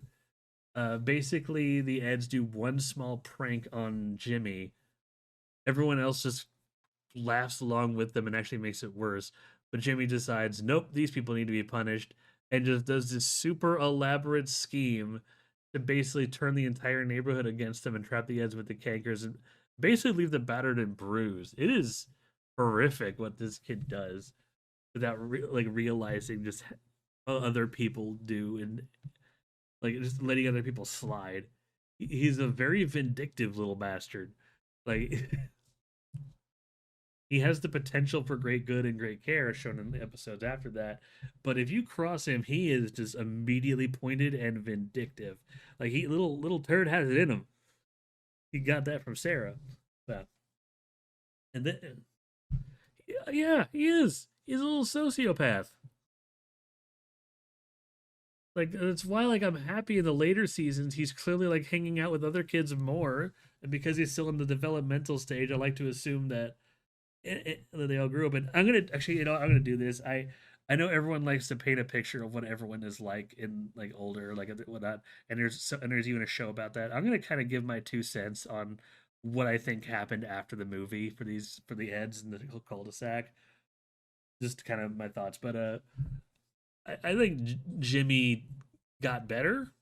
That's my brief thing, but I because later in I won't go into more detail later, but later in the show, like he never did anything that bad again. But you really saw, okay, like he's got an edge. He's trying to be good. Just don't cross him. Just like and and but he understands like how much of what the kids say is actual like jokes and how much of what they say and do is just them being mean spirited. I think that's his true journey is like discovering that line.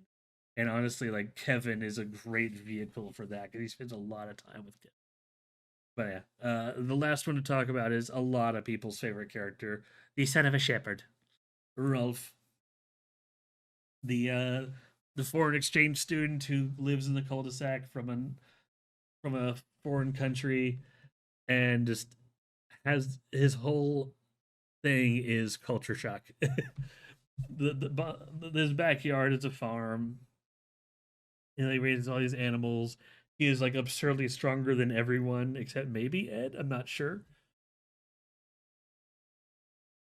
His culture, his mannerisms, the way he does things is so unique to him. But he also doesn't pick up on American social cues. So if he wants to call someone stupid, he'll just call them stupid in his own little colorful language. And then he gives everyone nicknames. Like one of my favorite Rolf episodes is the episode where he hires Ed. He just calls him Turkey Eyes the entire time. It's like, you must peel the potato, Turkey Eyes, fruit of the earth. I love that episode. There's so many episodes I love. Uh, but that's yeah, like if Rolf has a journey in this one, I, actually now I'm thinking about it, acceptance is the journey of a lot of the neighborhood kids, accepting each other and the Eds, because I think that's something we all have to go off of, and it does make sense because the honestly the creator Danny Antonucci did say multiple times in interviews that a lot of the stories were and a lot of the characters were based off of personal experiences of him and like some of the writers. So like there is that relatability there, and I also think that that might be why a lot of it relates to like I can relate to a lot of it. Like, because but with all that in mind, basically going into the movie, which it's as of recording this, it's not on Tubi, but it's in the rotation. They took the specials off Tubi for now, but Tubi rotates this stuff very frequently, so give it a few months, it'll be back.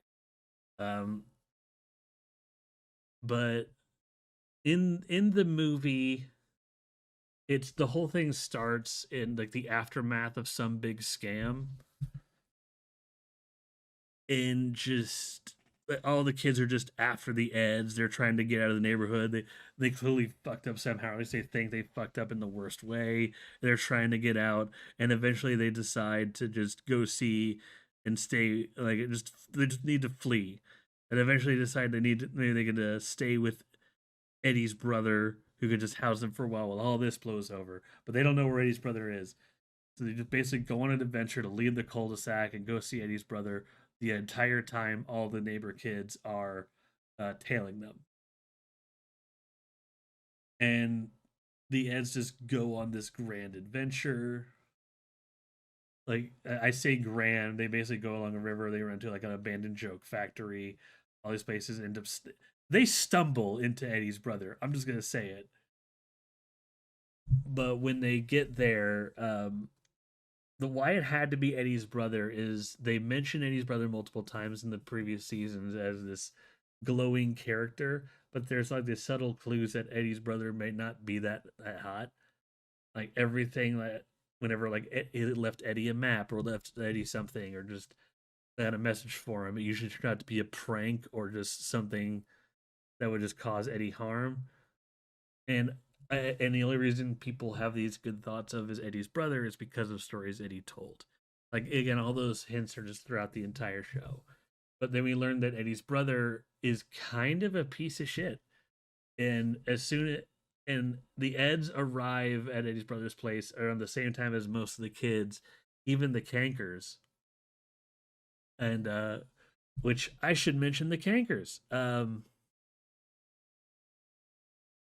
The Cankers are basically a trio of female characters that are basically just white trash girls that everyone in the cul-de-sac fears because of just how freaking rabid and strong they are. That have this weird kind of crush on the Eds that borders like uncomfortable a lot of the time. They tone down a lot of the time, and the Eds do stand up for them in later seasons. Again, character growth, but some early on, they're very much the constant bad guy of the show. But the Cankers, the whole they decide to like they catch wind that the neighbor kids are chasing down the Eds and like we gotta protect our men, so they kind of hold the kids at bay. But when the Eds discover Eddie's brother, like Eddie's like, "Oh, can you put us up for a while?" And she says, "Yeah, sure, why not?" But basically, then proceeds to no way around it. Just bully the poor kid, like twisting his ankle, like do all these horrible things to Eddie. And I should mention that where they find Eddie's brother is just in a whale-shaped trailer in a carnival. Like Eddie's brother lives in a circus right now because one thing that happened is you kind of figure out with context clues is he was kicked out because he's a fucking bum. But he's just bullying this like Eddie and just not letting him talk and just everything that Eddie ever did to people is just shown in like right there. Like this is something Eddie's brother did to him because that's just the Eddie's childhood right there in full display in front of everybody. And like the big character ultimate character moment that Double D has is he is the first person to step forward, raise his voice, and just shout at Eddie's brother to tell him to stop and put him down. Only for Eddie's brother to just kind of like, you got spunk, and just use Eddie as a bat to bring him down. And that's the moment where all the kids are like, oh hell no, like like it, I don't want to go too much farther on the ending and like what happens after because the whole reason it hits is entirely because of the journey up to that point.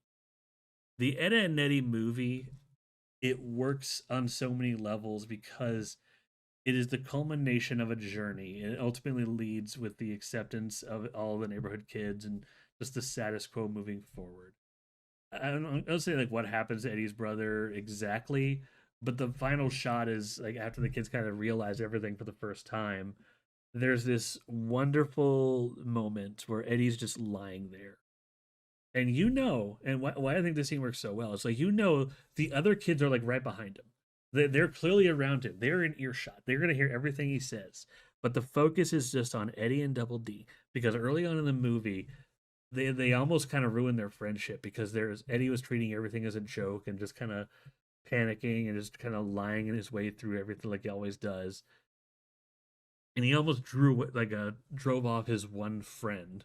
Like we get to see the one thing like we never saw of Eddie earlier, like legitimate tears, not brought from pain of being beat up, just emotional tears from Eddie. But in that moment, like basically, like all these walls he built for himself, all these lies because he didn't know how to fit in, are gone, and it's just him talking to Eddie, Eddie talking to Double D, and apologizing. Just talking about how much he fucked up, how much he lied about his brother. He just wanted to fit in. He didn't know how to do it. And he doesn't know if he's ever going to learn his lesson, and he hates it. And he hates that. it is a really pointed moment, and then Ed just forgives him and just, I think you just learned. And they smile, but in that moment, you just hear Kevin go, "Get him!" And they were like, and then Eddie just kicks him and goes, "I'm sorry, I really didn't mean to hurt you," and just apologizing at the just top of his lungs.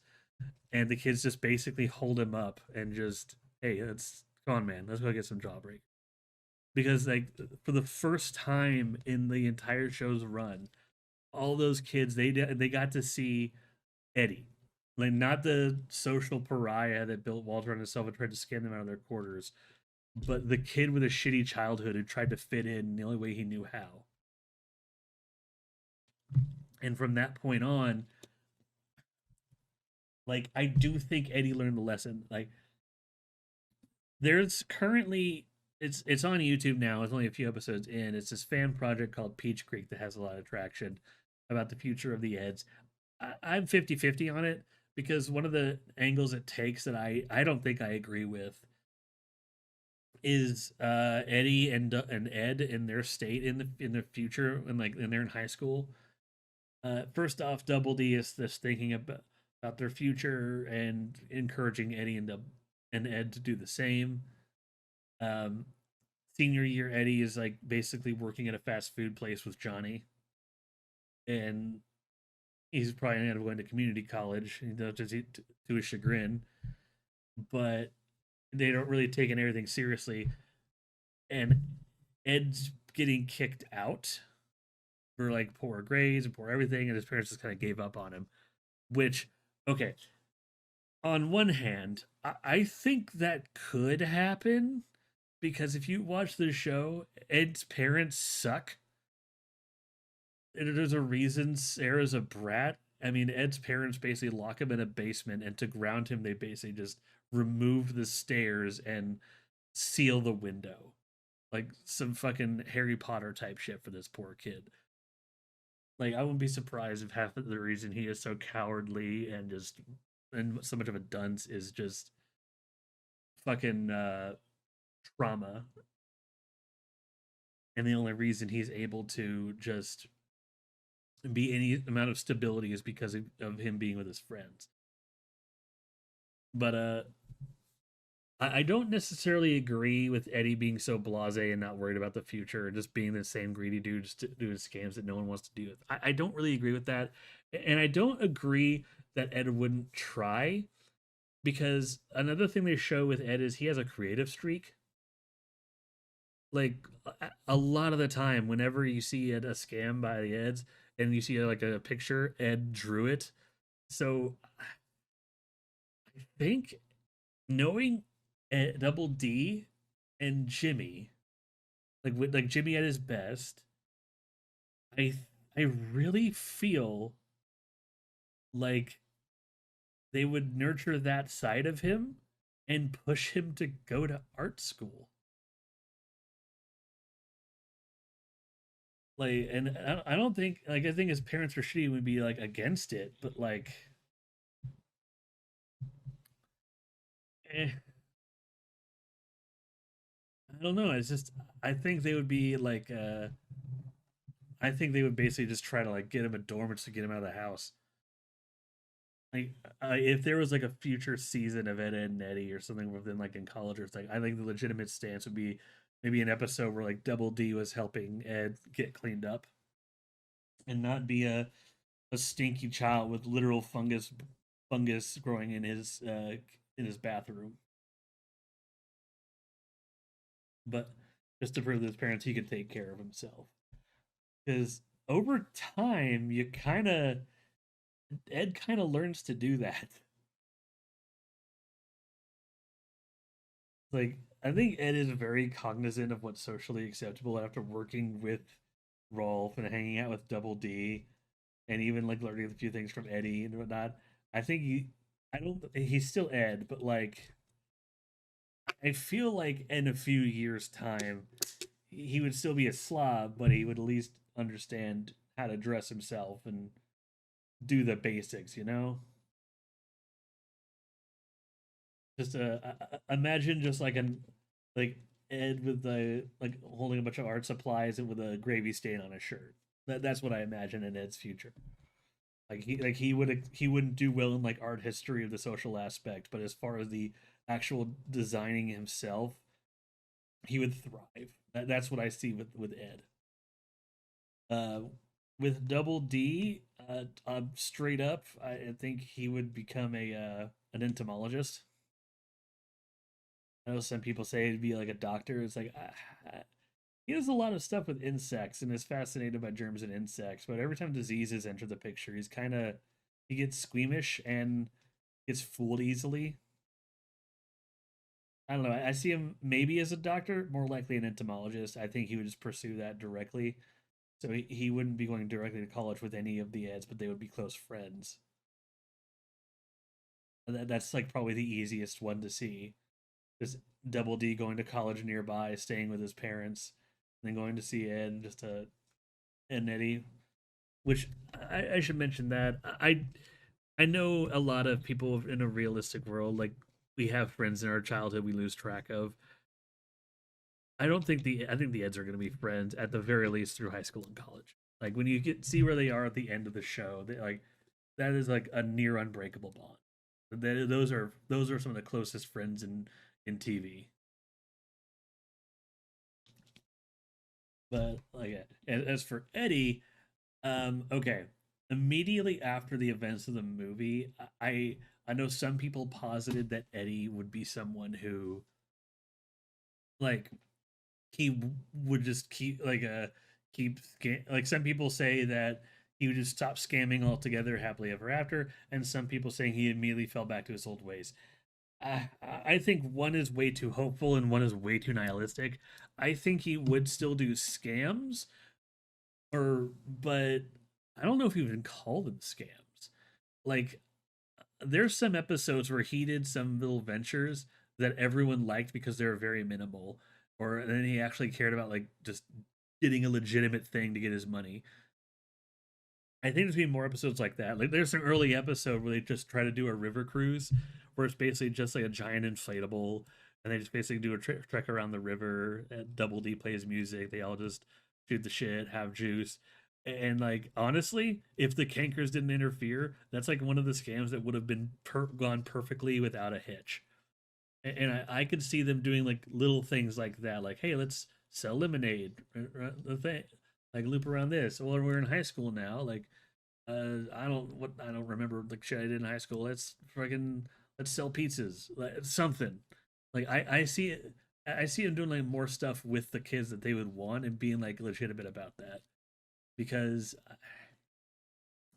I don't think Eddy would do well in school, but I think if I were to I think he would be an entrepreneur and he would at least go to college. I think he would at least Eddy strikes me as someone that he gets as someone who gets bad grades not because he's dumb, but he doesn't really like school because he's not interested in the subject. Because whenever there's something Eddy is interested in, he will commit and he will learn everything he can about it. He is smart, he is savvy. So that's why I said Eddy strikes me as someone who would with Double D's guidance and that newfound confidence from the end of the movie finish high school, not getting he's not gonna be a straight A student, but I see like having enough calm and confidence to like at least get some B's, and then go to like a community college, get himself an associate degree. That's what I see with Eddie is, and then yeah, he'd probably work at fast food for a while, maybe do some entrepreneurship, nothing major, but honestly, I see Eddie as like a restaurant manager or something. Like different walks of life for different folks. And then like hell, like, the three of them could work together on that front. Eddie's a restaurant manager. He hires Ed to get just like graphic design for his restaurant for like a new logo or something. And if double like say Double D goes the doctor route, he basically uses Double D as an immediate reference whenever something goes wrong with one of his staff or his customers, just to get him more business or something. But I really think those three are going to at least know each other and be familiar with each other growing up. That's just the kind of friendship they had. Um, I guess for the But before I guess took in the rest, like the whole, I know I'm like going off on a tangent, talking less about the show and more like what I think about. This is what I like about the characters, but that's because that's what the show is. I love the characters in Ed, Ed and Eddy. I love the show Ed, Ed and Eddy because to some degree I connected with them. And part of it is I grew up in a small suburban neighborhood. It wasn't in a cul-de-sac. It had a cul-de-sac, but it was a small suburban neighborhood. We had our close knit group of neighborhood kids, and very frequently we'd have our own like adventures, so to speak, where we'd all like play tag around the entire excuse me, tag around the entire neighborhood, or like go all gather somewhere to have a pool party or watch a movie. One day we all like walk over to freaking like Pizza Hut or something. Like we did like a lot of things with the neighborhood kids, but I connected to the Eds, each of them in a different way. And at the time when I watched it, I didn't really watch it with the oh my god, he's just like me for real. But like going back again, I kind of know why I connected to each of the three characters. They all kind of a piece of them was like present in my childhood. Like just like Eddy, I wasn't exactly a social butterfly as a kid, and I closed up a lot of walls, and I didn't know how to act around people, and I said and did things that I probably would probably draw people away, and try to do like little schemes and whatnot to try to get people in there. And I think to some degree I still do that. I was like Ed in the sense that I'd prefer to just be creative and watch movies as opposed to dealing with people, no matter what people thought about me. And I know some people didn't exactly see me as the brightest, but I but conversely to that, I know I was like double D in the sense that when it came to schooling, even though some people didn't see me as like socially bright, I did decent in school, in elementary and middle school, and to some extent high school. I was not a genius, but I did do better than a lot of the people I know of. So and there was a lot of instances that where some people were out like swimming in a pool or doing this big activity. I was either playing a video game or reading a book. And I know I did a lot of reading as a kid, not so much now. But I was seen as just this nerd, this weak little nerd that just couldn't really like ball with the best of them. Like to some degree, I saw a little bit of myself in all of the Eds, and this situation they were in, like I kind of connected to all of them. That's why, like I can't see them in a bad light. Like after like this big journey they went on throughout the show, because I'm just hopeful that like I of myself as well, if that makes sense. That's why the show connected to me. Like my like these are characters that I could relate to in a situation that was very similar, and on top of all of that, in a sense of humor and art style that I found extremely endearing and extremely just hilarious to look at. It was zany, it was weird, it was one of the most just absurd shows on Cartoon Network. A lot of people look at it and just go, "Oh, that's gross. He's using his tongue and tying it around the spokes." Yeah, that's the kind of show it was. It's a weird show. The kids do weird things, but they're kids. It's absurd. But underneath all that absurdity, there is a weirdly compelling and smart show just about like about acceptance and just kids being weird about another kids. Like a view of just being friends with weird kids from the eyes of a kid. Everything is elevated in this weird way. I mean, for God's sakes, during like the episode about like the last day of summer, Eddie builds a water slide that goes up to the clouds. Like everything is just love, just this beyond absurd, but it's how the kids saw the world. Like they physically do what every kid wanted to do. Like it came out at the right time, and I'm happy to see a lot of people hold the show fondly. And but it's after all that, it should be plain to see why it's one of, if not my favorite shows on of all time. It's streaming on Tubi, even though the specials aren't there currently. The entire show is on Tubi right now. There, the seasons vary greatly in art style. Like I said, season one's very scratchy. Two and three are a little more stable, and I think like the season to two seasons, everyone will probably get the most fun out of. Season four is honestly season four is the best season to me. I think that's when the show like I think it was meant to be the last season for a while, and that's why they kind of pulled out all the stops. Season five is good, but it's a show that just gets better and better, and then just culminates in the movie. Like I really, really recommend watching. Uh, if you're gonna watch all of Ed and Eddy in order, it's you watch the first four seasons, and then watch the three specials, and then watch season five slash the one episode of season six, and then the movie. That is what you got to do. That's like the order. But it's a fun show. It's a great show. I could talk more about this, and probably if I wanted to be legitimate about, I only wanted to like just kind of retrospect and talk about why I love this show, why these characters connected to me, and just how much I really gush about rewatching it. I'm probably gonna end up rewatching Ed and Eddy this week again. I probably will, but I just wanted to share that love with people who care to listen. Watch Ed and Eddy. Watch a lot of shows on Cartoon Network, but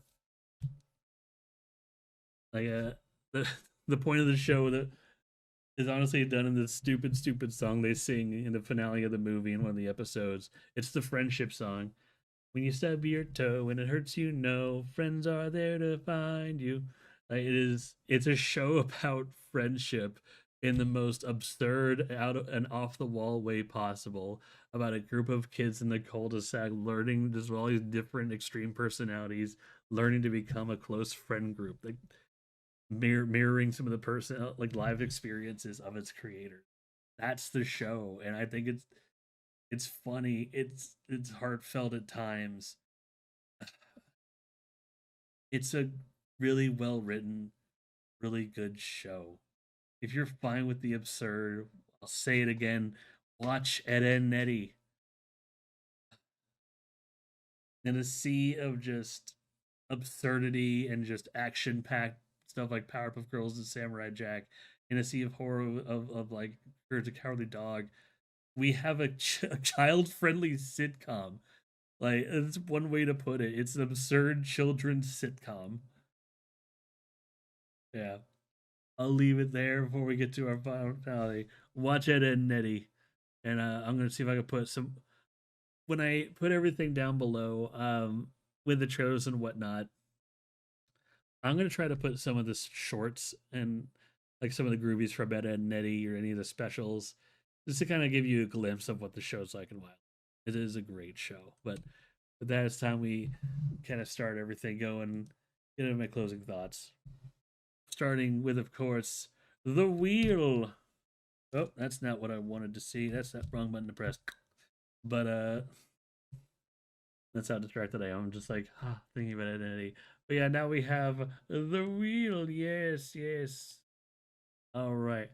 So as was before, we have I decided a bunch of topics. We have Lifetimes of Benoit Blanc. That's the Knives Out trilogy. Popcorn buckets are weird. Just want to talk about all the different rise of just weird novelty popcorn buckets, the good, the bad, and the ugly. The Brendan Fraser Mummy trilogy. I'm just gonna talk about that. I'm gonna try to get that before the new movie comes out.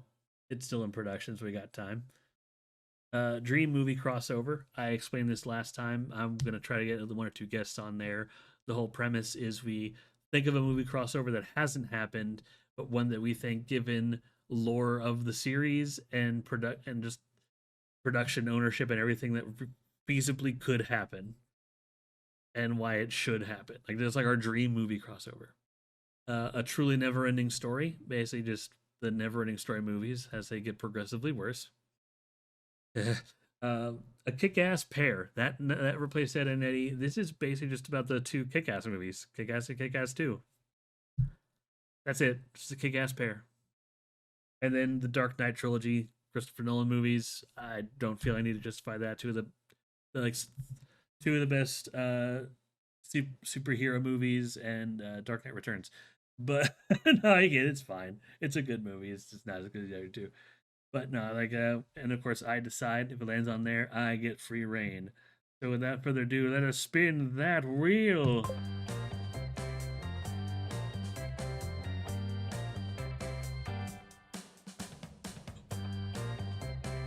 All right. All right, I need a guess for this one. Alrighty, alrighty. I'm definitely gonna need a guest for that one. For those who I do have a chat open in Discord and those and so reminder for those people who have access to that certain chat, I'm gonna post about it later tonight. But if you want to be in the next episode, just reach out to me. I'm gonna try to get like ask a few people, but like I'm trying to leave it kind of like a bounty board open ended thing for people in this friend group to kind of like, this is what the next one is. I don't know y'all's schedules. Let me know if you're available because everyone's schedule seems to shift like by the day. So, but yeah, ideally I'd like to actually get two people, but at least one of the person would be fine. I know what mine is. I'm not even going to give you a hint, but well, yeah, we'll see next time when we talk about dream movie crossovers, and but that'll be 2 weeks from today as of recording, and if I manage to accurately get back on my upload schedule that I want to do, 1 week from when I uploaded this to YouTube. So, but yeah. See you all next time on the Kino Corner. Remember to watch Edda and Eddy, and don't be afraid to watch some of your old kid shows apologetically. Nostalgia is not bad. You just have to like watch these nostalgic shows in moderation, but it's perfectly okay to love all these shows even in like your 30s and 40s. Remember to be like always be a kid, and you'll have a wonderful time.